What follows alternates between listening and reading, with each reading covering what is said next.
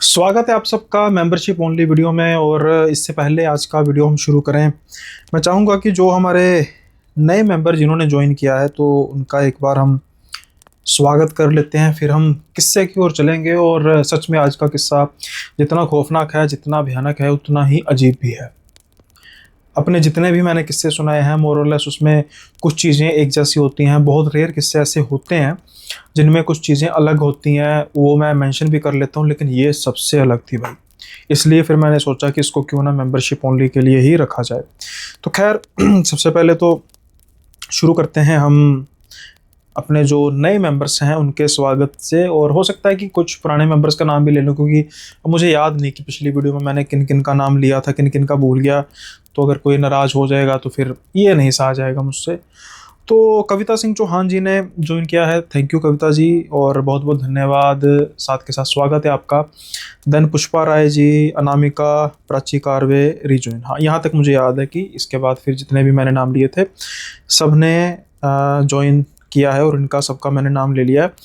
और उम्मीद करता हूँ कि आप मेंबरशिप को एंजॉय कर रहे हैं। और सिर्फ मेंबरशिप में हम एपिसोड ही नहीं खेलेंगे, कुछ सेशन भी मैं ऑर्गेनाइज करने की सोच रहा हूँ। दरअसल इतना ज़्यादा लोड हो चुका है अब आपसे, तो मैं मेंबरशिप ओनली वीडियो में अपनी पर्सनल बातें भी कर सकता हूँ, जो मैं नॉर्मल नॉर्मल कह सकते हैं, वो भी अब ऑडियंस अपनी है, लेकिन उसमें जो मुझे ज्वाइन कर रहे हैं, नेचुरली बात है, वो एक अटैचमेंट महसूस करते हैं, उसकी वजह से ही उन्होंने ज्वाइन किया है। तो अभी ना ट्रैवल बहुत ज़्यादा हो रहा है और उसकी वजह से कंटेंट तो है, लेकिन जैसे एपिसोड्स किस्से हैं, लेकिन उनको ना छानने में बहुत दिक्कत हो रही है मुझे। उससे क्या हो रहा है कि भाई मुझे क्वालिटी का थोड़ा सा खुद प खुद हो रहा है कि भाई क्वालिटी कहीं डाउन ना हो जाए। तो क्वालिटी को मेंटेन रखते हुए रोज़ नया एपिसोड लाना, फिर उसके बाद ट्रैवल करना। ट्रैवल भी ऐसा कि मैं ट्रैवल के दौरान कोई एपिसोड शूट नहीं कर सकता। अब आपको मेंशन कर देता हूँ कि अब मैं उत्तराखंड जा रहा हूँ और ये तकरीबन कुछ 5-6 दिन का टूर होगा। और ये जो हो सकता है ये फर्स्ट मेरा इसमें पैरानॉर्मल इन्वेस्टिगेशन नहीं कह सकते, विजिट होगा। जो सीके भाई हैं उनके साथ उन्होंने इनवाइट किया है। तो अगर कुछ ऐसा हम रिकॉर्ड करते हैं तो वो भी मैं आपके साथ मेंबरशिप ओनली में ही शेयर करूँगा। फर्स्ट पैरानॉर्मल इन्वेस्टिगेशन या फिर विजिट समथिंग जो भी होगा। खैर अब उसके बाद वहाँ पर कम से कम 7 से 8 पॉडकास्ट भी करने हैं अलग अलग लोगों के साथ। वहाँ की जो सच्ची कहानी है उनके बाप दादाओं के साथ हुई हुई है, उनके साथ हुई हुई हैं, तो देयर वुड बी फन। सो अभी दिल्ली वाया दिल्ली जाना है तो खुद ड्राइव करके जाना पड़ेगा, क्योंकि पब्लिक ट्रांसपोर्ट में ऐसे रूट बड़े मुश्किल हो जाते हैं, टाइमिंग वगैरह का, ट्रेन्स वगैरह का। तो खुद ही ड्राइव करके जाऊंगा अकेला। 800-900 किलोमीटर का एक साइड का रास्ता है, तो 1500-1600 किलोमीटर का ट्रैवल होगा टोटल। देन उसके बाद फिर बड़े ख़ास गेस्ट आ रहे हैं हमारे संडे को, इस संडे को जो दिल्ली, तो उनके साथ पॉडकास्ट होंगे। उसके बाद वो हाथ नहीं आएंगे, वो मैं आपको रीज़न बताऊंगा, मतलब आ जाएंगे बहुत टाइम बाद। कुछ बड़े प्रोजेक्ट्स हैं, कुछ शॉर्ट मूवीज़ को इंट्रोड्यूस किया जा रहा है मेरी तरफ से, जो हॉरर भी होंगी और थोड़ी कुछ सोशल इश्यूज़ पर भी रिगार्डिंग उसके भी होगी। इस पर भी काम चल रहा है। कुल मिला के मतलब मैंने अपने आप को ना पूरा इस समय इसी चीज़ में ढाल दिया है, क्योंकि यूट्यूब में एक्सेप्टेंस मिलनी काफ़ी डिफ़िकल्ट होती है, और एक बार एक्सेप्टेंस मिल जाए तो फिर ये हमारी नालायकी होती है कि हम उस पर फिर काम ना करें। तो मैं ये चीज़ में नालायक नहीं कहलाना चाहता, आप समझ सकते हैं। तो इसलिए ये सारी चीज़ों को मैं साथ लेके चल रहा हूँ। जितना मैं क्रिएटिव इवेंट्स में पार्टिसिपेट करना हूँ, जैसे ये फैन फेस्ट का मुझे इनवाइट आया था, तो पहले मेरा मन था कि मैं नहीं जाऊँगा यार, मुंबई जाना। फिर मुझे 3-4 जगह से पता लगा कि भाई हर एक को इनवाइट नहीं आता, चुनिंदा क्रिएटर्स को ही इनविटेशन जाता है। तो फिर मैंने उसका प्लान बनाया। देन मतलब कुल मिला के अभी ना थोड़ा सा काफ़ी चल रहा है, मतलब दिक्कत तो अभी आपने देखा होगा कि मैंने जो मेंबरशिप ओनली है इनकी भी थोड़ी सी स्पीड बढ़ा दी है। हालांकि कम करनी चाहिए थी, यहाँ बिल्कुल ही होनी चाहिए थी, लेकिन ये आप जो साथ जुड़ रहे हैं, आपके साथ कमिटमेंट है, उसको भी निभाना है। मैं कमिटमेंट ना पूरी करूँ ऐसा नहीं हूँ। तो खैर 4-5 मिनट हो चुके हैं आपसे बात करते हैं। उम्मीद करता हूँ कि मेंबर्स होने के नाते आप इतना तो सही लेंगे। अब हम बढ़ते हैं आज के किस्से की ओर। जैसा मैंने कहा कि आज का जो किस्सा है ना भाई, वो अपने आप में एक मिसाल है भाई। मैंने बहुत सोचा कि इसको मैं मेंशन करूं मेन स्टोरी में, लेकिन मेंबरशिप के लिए फिर मेरा बार बार दिल कर रहा था कि भाई अगर आपने पैसे स्पेशली खर्चे हैं तो फिर अलग से देना, कंटेंट तो बनता। किस्सा है प्रगति का, किस्सा है किरण का, किस्सा है नरेश का। नरेश की जो सुबह होती है वो बाकी सुबह तो रही होती है, लेकिन आज की सुबह में कुछ खास था। नरेश की बेटी प्रगति, वो उसके कमरे में जाते हैं, सुबह की दवाइयाँ जो देनी थी। प्रगति उठती है और कहती है पापा। जैसे ही प्रगति पापा बोलती है, नरेश की आंखों में से तो आंसू झरने की तरह बहने लग पड़ते हैं।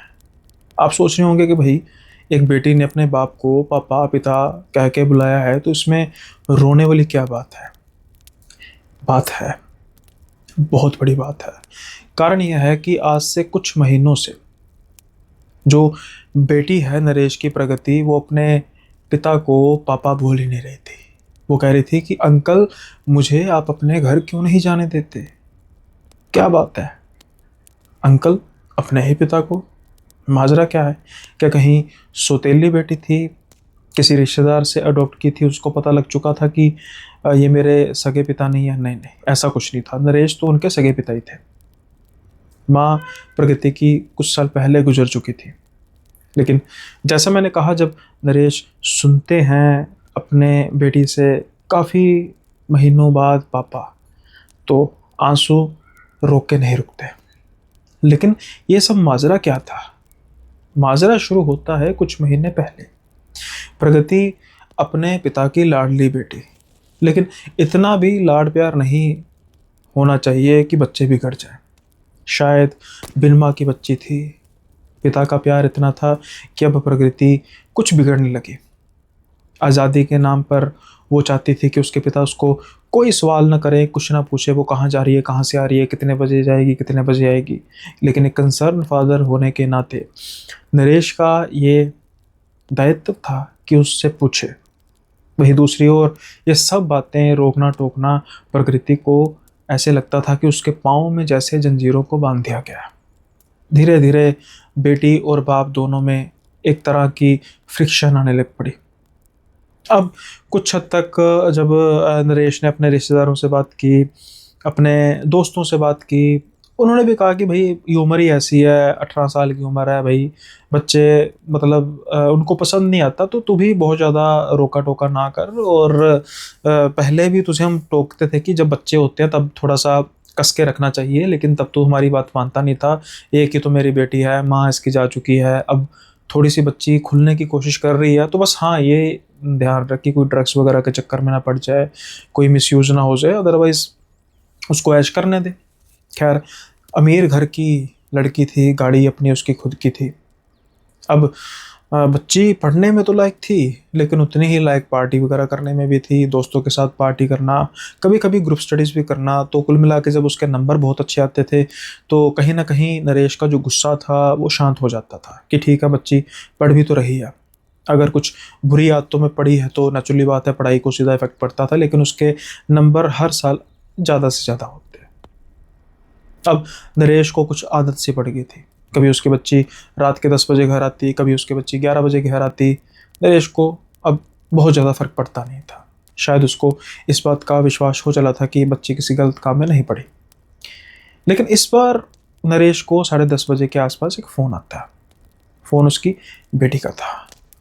बड़ी डरती हुई आवाज़, बड़ी कंपकपाती हुई आवाज़ में प्रगति कहती है, पापा मुझे बचा लो। अब जैसे ही ये बात सुनते हैं नरेश, उनकी तो रूह तक कांप जाती है। कहते बेटी है कहाँ पे, तू बता कहाँ पे। हाँ हाँ हाँ, मैं आपको लोकेशन सेंड कर रही हूँ, बस फ़ोन कट। उसी समय व्हाट्सएप पर लोकेशन आती है। इनके पिता को तसल्ली होती है कि शुक्र है भाई लोकेशन आई। ये लोकेशन देखते हैं, लोकेशन किसी जंगलों की लोकेशन थी। इनके घर से कुछ 100 किलोमीटर दूर जंगल, घने जंगल पड़ते थे। बात है कर्नाटक की। अब जब ये देखते हैं कि भाई ये तो जंगलों में है, और जंगलों में कैसे पहुंची, यहाँ से शहर से 100 किलोमीटर दूर ये कैसे पहुंच गई। खैर, ये जल्दी से गाड़ी भगाते हैं। पहले सोचते हैं कि पुलिस को इन्फॉर्म करूं, फिर सोचते हैं कि ऐसा ना हो कि बच्ची गलती से ड्रग्स वगैरह ले हो, कल को मुझ पर या पड़े। सबसे पहले तो मैं जाता हूँ। बीच बीच में ये जब फ़ोन करते थे प्रगति को, तो प्रगति फ़ोन नहीं उठाती थी, कभी उसका फ़ोन लगता नहीं था। लेकिन कुछ समय बाद प्रगति का खुद का फ़ोन आता था और सिर्फ़ एक बात, पापा मुझे बचा लो। कम से कम उस 100 किलोमीटर के रास्ते में प्रगति का 15 से 20 बार फ़ोन आया और बिल्कुल सेम एक जैसी ही आवाज़, पापा मुझे बचा लो। बस जैसे किसी ने रिकॉर्ड करके आवाज़ को छोड़ दिया। अब ये बात काफ़ी अजीब लग रही थी, लेकिन डर लॉजिक पर भारी पड़ चुका था। नरेश काफ़ी तेज़ी से गाड़ी को भगाए जा रहे थे और उस लोकेशन की तरफ जा रहे थे। अब वो उस घने जंगल की सड़क में पहुंच चुके थे, जहां पर शायद नरेश के अलावा कोई और नहीं था और उनको ये लग रहा था कि शायद उनकी बेटी वहीं होगी। लेकिन काफ़ी ज़्यादा उस लोकेशन के आसपास ढूंढते हैं, उनको कहीं पर भी उनकी बेटी और उनकी गाड़ी नज़र नहीं आती। काफ़ी ढूंढने के बाद वो सोचते हैं कि वो पुलिस को इन्फॉर्म करें, लेकिन अचानक से उनका ध्यान बढ़ता है एक सड़क के बिल्कुल मोड़ की ओर, जहाँ पर उन्हें लगता था कि शायद कुछ चीज़ उनको नज़र आ रही है। धीरे धीरे उसकी तरफ बढ़ते हैं तो वो गाड़ी थी वो प्रगति की। इनकी जान में जान आती है, जल्दी से गाड़ी की तरफ देखते हैं तो वहाँ पर कोई भी नहीं था, गाड़ी बिल्कुल खाली थी। अचानक से फ़ोन आता है दोबारा। जब देखते हैं तो फ़ोन था प्रगति का। हैरान, कहीं जंगल में तो नहीं है। फ़ोन उठा के, हाँ बेटी कहाँ पे? पापा मुझे बचा लो। फिर वही आवाज़, जैसे किसी ने रिकॉर्ड करके छोड़ दिया है।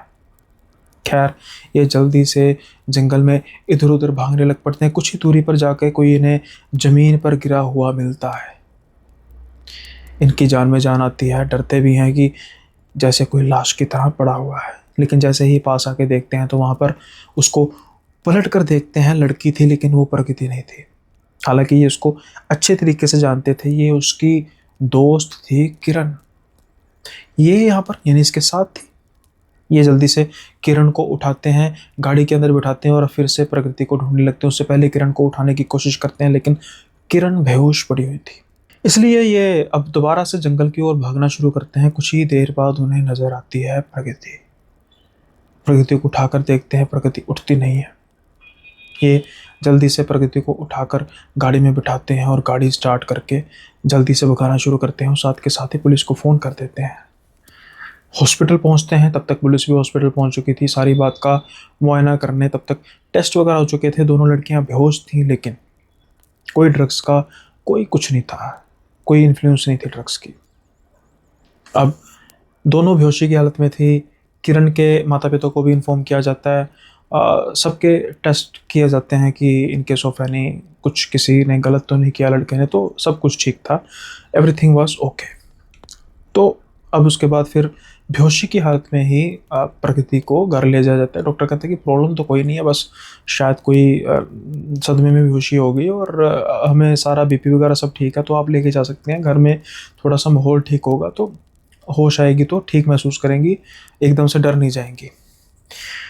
अब उसके बाद जब ये इनको घर लेके जाते हैं, सारी रात इंतज़ार करते हैं, लेकिन प्रगति को होश नहीं आती। अगली सुबह जब प्रगति उठती है तो वो कहती है, अंकल अंकल आप मैं यहाँ पे प्रगति के घर में क्यों? नरेश कहते हैं, बेटा तू क्या बात कर रही है, ये तेरा तो घर है। नहीं अंकल, मेरा घर थोड़ा, ये तो प्रगति का घर है, आप क्या बात कर रहे हो? तो नरेश कहते हैं, बेटा क्या हो गया, मजाक तो नहीं कर रही तो प्रगति मुझसे, मतलब डर बचने के लिए कि कल रात को क्या हुआ था मुझसे मैं तुझे बिल्कुल नहीं डांटूंगा बेटी, तेरी हालत कल बहुत बुरी थी, बाकी सारी तुझे चीज़ें बाद में पूछूंगा, लेकिन तू बता तो सही हुआ क्या? तू और खुद को ये तो क्या कर रही है? अरे अंकल क्यों आप बार बार मुझे प्रगति, में प्रगति थोड़ा, मैं तो किरण हूँ। अंकल कहते हैं, किरण? अरे बेटा तू प्रगति है, क्या बात कर रही है? नहीं अंकल मैं किरण हूँ, क्या बात कर रहे हो आप? अब जल्दी से अंकल उसका बाजू पकड़ते हैं, उसको शीशे के सामने लेकर जाते हैं और जैसे ही प्रगति अपने आप को देखते हो कहती, हाँ प्रगति, अरे मैं तो किरण हूँ, ये प्रगति के शरीर में मैं कैसे आ गई? कुछ नहीं पता था उसको। कुछ समय बाद फोन आता है नरेश को किरण के घर से। किरण के फादर कहते हैं, भाई साहब ये क्या चक्कर चल रहा है? इससे पहले कि वो कुछ बता पाते नरेश कहता है कि आपको भी वही सुनने को मिल रहा जो मुझको, मतलब? हाँ भाई साहब, वो कह रही है कि मैं तो प्रगति हूँ, मैं किरण के घर में क्या कर रहा हूँ? अब दोनों डिसाइड करते हैं कि भाई एक जना घर में आए, तो नरेश के पिता प्रगति को लेकर घर में जाते हैं। प्रकृति अपने घर यानी किरण के घर को देखकर बहुत खुश होती है, और किरण अपने अंकल यानी प्रकृति के पिता को या खुद के पिता को देखकर बहुत खुश होती है। अब ये बहुत बड़ा झोल झाल पड़ चुका था कि भाई ये सब कुछ चल क्या रहा है, कहीं इनके दिमाग को तो कोई चोट नहीं लग गई। अब इनको हॉस्पिटल लेकर जाया था, दिमाग के इलाज किया जाता है, बिल्कुल ठीक था, कोई छोटी सी इंजरी भी नहीं थी, ना ही कोई निशान था। लेकिन ये दोनों एक ही रट लगा रहे थे कि मैं तो किरण हूँ, मैं तो प्रकृति हूँ, यानी उल्टा, प्रकृति कह रही थी मैं किरण हूँ, किरण कह रही थी मैं प्रकृति हूँ। लेकिन ये पॉसिबल कैसे हो सकता है, और अपने आप को देखकर हैरान भी थे कि हम दोनों एक दूसरे के शरीर में कैसे हैं। और जब उनसे पूछा गया कि तुम यहाँ पर उस दूर जंगल में क्या करने गई थी और क्या हुआ तुम्हारे साथ, उनको कुछ याद नहीं था। अब हर रोज़ की तरह उनके दोनों के माता पिता को, यहाँ पर नरेश को ये उम्मीद रहती कि जब हम अगली सुबह हमारी बेटी उठेगी या किसी समय दिन के हमें कहेगी पापा मैं प्रकृति हूँ या पापा मैं किरण हूँ, मम्मी पापा मैं किरण हूँ, लेकिन ऐसा कुछ हो नहीं रहा था। लेकिन काफ़ी महीनों बाद वो सुबह आ ही गई, जब किरण कहती है, जब प्रकृति कहती है पापा, और जैसा मैंने कहा कि उनकी आंखों से अश्रुधारा बहने लग पड़ती है। उसके बाद ये गले लगा लेते कस के और कहते हैं बेटी तू वापस आ गई। अब उसको सब कुछ याद था। हाँ पापा मैं इतनी देर किरण के शरीर में कैसे रही, कुछ समझ नहीं आ रहा। वही इनको दोबारा से फ़ोन आता है किरण के घर से, और वो भी खुश होते हैं कि हमारी बेटी आज बोल रही है। और फिर दोनों ये इकट्ठे होते हैं। अब दोनों को सामने बिठाकर पूछा जाता है कि उस दिन हुआ क्या था। ये कहते हैं कि अभी ये दोनों लड़कियां काफ़ी पढ़ने में होशियार, हालांकि पार्टी वगैरह करती, कुछ लोग इनसे जलते थे। एक लड़के लड़कियों का ग्रुप था जो प्रिटेंड तो ये करता था कि इनके बहुत अच्छे दोस्त हैं, लेकिन इनसे जलता बहुत था। अब क्या होता है कि ये इनको कहते हैं कि चलो लॉन्ग ड्राइव पर चलते हैं और हम सारे हैं तो वापस आ जाएंगे, तो इन्होंने हामी भर दी। अब गाड़ी ये ले जाते हैं और एक पॉइंट पर आकर जब ये जंगल का रास्ता पकड़ते हैं तो वो इतनी तेज़ गाड़ी भगाते हैं कि इनसे गाड़ी उतनी तेज़ भागती नहीं, और ये जंगल में कहीं रास्तों में खो जाती हैं, क्योंकि वहाँ पर एक रास्ता नहीं था, कई रास्ते थे। काफ़ी देर तक ये रास्ते में भटकती रहती हैं, और फिर ये हार के एक बार पापा को फ़ोन, यानी कि अपने पापा को फ़ोन करती है प्रकृति कि मैं मुझे बचा लो। लेकिन पापा कहते हैं कि एक बार नहीं बेटा, तेरा कम से कम 15-20 बार फ़ोन आया। कहते नहीं, मैंने सिर्फ एक बार फ़ोन किया था। उसके बाद जो हुआ, अचानक हमें गाड़ी के बाहर ऐसा महसूस हुआ कि कोई परछाई है जो हमारे गाड़ी के आसपास घूम रही है। कुछ देर तक तो हम सहन करते रहे, लेकिन बाद में हमने गाड़ी खोली और जंगल में भागने लग पड़े। कुछ समय बाद हम जंगल में गिरती हैं, यानी कि प्रकृति अपना बताती है, किरण अपना वर्जन बताती है, और फिर हम जब उठती हैं तो हम देख के हैरान रह जाती है, क्योंकि हम तो उठी थी लेकिन हम नहीं उठी थी। मतलब हमारे शरीर में से जैसे आत्मा उठ गई थी, लेकिन हमारा शरीर वैसे नीचे पड़ा था, हमें लगा कि हम मर गई हैं। अब जब हम दोनों भाग रही हैं, अपना अपना वर्जन बता रही हैं, और हमारे पीछे कोई परछाई लगी हुई है, जैसे मानो वो हमारा शिकार करना चाहती थी। फिर एकदम आके हमें शरीर नज़र आते हैं और हम फिर उसमें समा जाती हैं। शायद हम एक दूसरे के शरीर में समा गए। वो परछाई कहाँ गई हमें कुछ नहीं पता, क्योंकि एक तेज़ हॉर्न की आवाज़ से जैसे हुई थी तो वो परछाई गायब हो गई, और वो हॉर्न की आवाज़ प्रकृति के पिता नरेश ने मारी थी, ये जाहिर करने के लिए कि वो यहीं पर है, अगर वो सुन रही है तो वो आ जाए।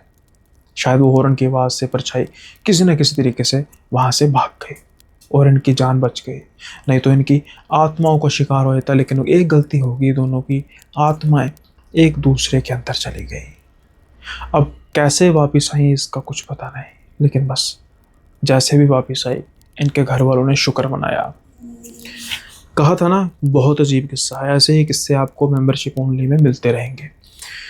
सो इस वीडियो में भी लाइक सब्सक्राइब करना भी रखा। जो नए लोग भी आ रहे हैं, जिन्होंने मेंबरशिप तो ज्वाइन कर लिया, सब्सक्राइब नहीं किया, सब्सक्राइब कर सकते हैं। और बताइएगा कमेंट में कि कैसा लगा आपको किस्सा, और करते हैं जल्दी एक लाइव सेशन। अभी जो मेंबर्स की गिनती है वो 35 के आसपास है, तो टारगेट है 50 का। जैसे ही 50 मेंबर्स हो जाएंगे तो फिर एक लाइव सेशन रखेंगे मेंबर्स ओनली के लिए। तो जल्दी से जो भी आपके आसपास जिनको हॉरर स्टोरीज किस्से सुनना पसंद है, तो उनको भी आप रिकमेंड कीजिए इस चैनल को। जल्दी मिलेंगे अगले नई मेंबरशिप वीडियो में, तब तक के लिए बाय बाय, अपना ख्याल रखिएगा।